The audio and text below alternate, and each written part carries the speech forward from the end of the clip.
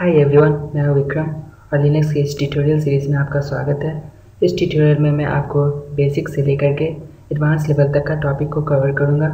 तो चलिए शुरू करते हैं। सबसे पहले लिनक्स क्या है। तो जैसा कि हम सभी जानते हैं कि हमारा कंप्यूटर या लैपटॉप बहुत सारे सोफिस्टिकेटेड और कॉम्प्लेक्स पार्ट से मिलकर बना हुआ है, और इन सब में सबसे मेन जो होता है वो है हमारा ऑपरेटिंग सिस्टम। अगर ऑपरेटिंग सिस्टम को हम निकाल देते हैं तो हमारा कंप्यूटर सिर्फ और सिर्फ एक खिलौना बन के रह जाएगा जिसे हम स्विच ऑन और स्विच ऑफ कर सकते हैं। ऐसा नहीं है कि ऑपरेटिंग सिस्टम सिर्फ और सिर्फ कंप्यूटर्स के लिए होते हैं, और भी अदर बिग और स्मॉल डिवाइसेस जैसे कि एंड्रॉयड फ़ोन्स या आईफोन्स, इन सभी में ऑपरेटिंग सिस्टम होते हैं। और आजकल वॉचेस में भी ऑपरेटिंग सिस्टम आने लगे हैं। हाल ही फिलहाल गूगल ने एक लॉन्च किया है, गूगल ग्लास, जिसमें एंड्रॉयड ओएस लगे हुए हैं।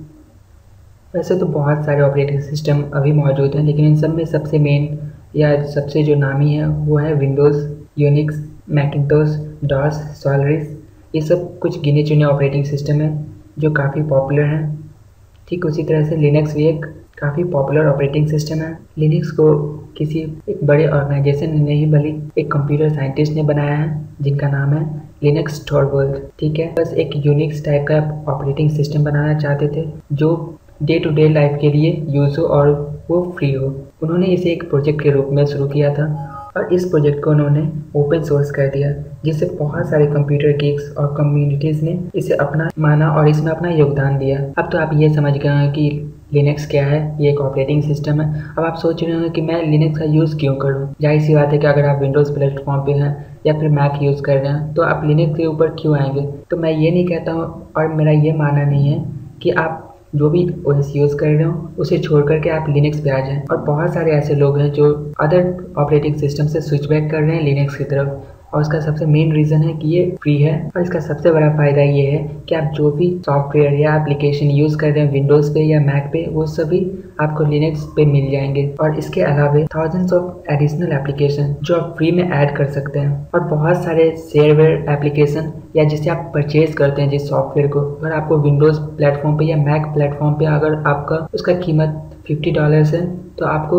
लिनक्स पे उससे $35 में ही परचेज कर सकते हैं। ये बहुत बड़ा खासियत है। और लिनक्स प्लेटफॉर्म पे यूज़ करने के बाद आप उसमें फ्रीडम महसूस करेंगे। मतलब ये कि आप विंडोज़ को उतना फ्रीली यूज़ नहीं कर सकते हैं, लेकिन आप लिनक्स में अपना फ्रीडम, आप जैसा ओएस को चाहते हैं उस तरीके से आप चेंज कर सकते हैं। लेकिन विंडोज़ या फिर अदर ऑपरेटिंग सिस्टम में ऐसा संभव नहीं हो पाता है। और इतना ही नहीं, बल्कि लिनक्स काफ़ी सिक्योर और स्टेबल होता है। ठीक है, और सबसे इम्पॉर्टेंट, अगर आपके पास सर्वर है, अगर आप सर्वर रन कर रहे हो तो लिनक्स ऑपरेटिंग सिस्टम को आप बिना रिबूट किए हुए आप साल भर से ज़्यादा चला सकते हैं। मतलब ये कि आपको बार बार रिबूट करने का जरूरत नहीं पड़ेगा, और ऐसा करने में आपका ऑपरेटिंग सिस्टम का परफॉर्मेंस भी डिग्रेड नहीं होगा। इसके अलावा ये काफ़ी कम बूटिंग टाइम लेता है। मतलब ये कि काफ़ी जल्दी स्टार्ट हो जाता है अदर ओएस के मुकाबले, और ये लेस हार्डवेयर यूटिलाइज करता है। इसके बाद अब बात आती है डिस्ट्रीब्यूशंस की। तो हम जैसा कि हम जानते हैं कि लिनक्स में बहुत सारे डिस्ट्रीब्यूशंस हैं, जिसे आप डिस्ट्रो भी कह सकते हैं।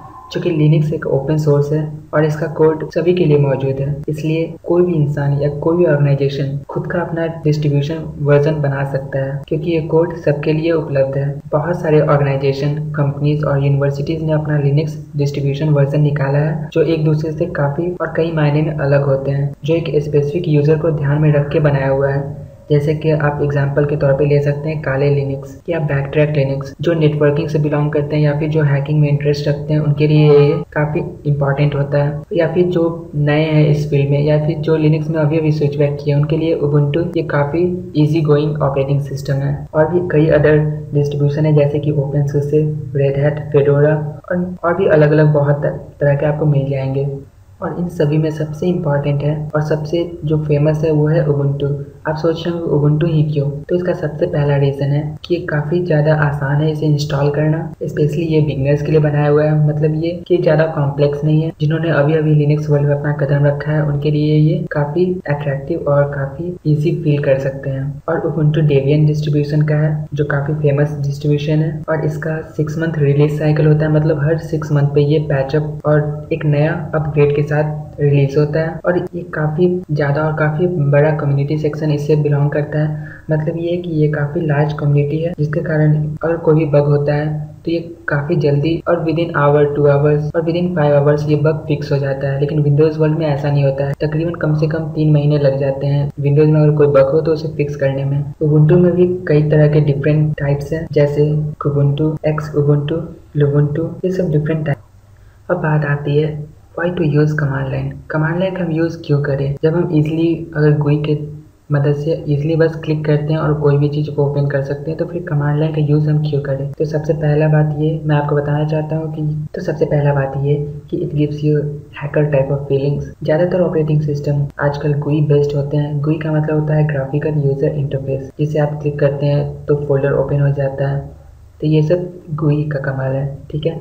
लेकिन कमांड लाइन में ऐसा कुछ भी नहीं होता है, बस आपको ब्लैक स्क्रीन दिखेगा और ब्लिंकिंग कर्सर, इसके अलावा कुछ नहीं। कमांड लाइन को पुराने ज़माने का बीती बातें बताई जाती है, लेकिन ऐसा कुछ भी नहीं है। सच तो ये है कि GUI आसान काम को बहुत ही आसान बना देता है, लेकिन कमांड लाइन वो क्या करता है कि जो भी मुश्किल काम होता है उसे आसान बना देता है, ठीक है। तो कमांड लाइन को हम CLI भी कह सकते हैं, कमांड लाइन इंटरफेस, जो काफ़ी ज़्यादा फास्टर होता है GUI की अपेक्षा। तो गाइस इस ट्यूटोरियल में इतना ही। नेक्स्ट ट्यूटोरियल में हम लिनक्स को डाउनलोड करना और उसे इंस्टॉल करना सीखेंगे। ओके दोस्तों, goodbye and don't forget to subscribe to my channel. अगर आपके पास कोई सजेशन या कोई सुझाव हो तो please comment it below and let me know.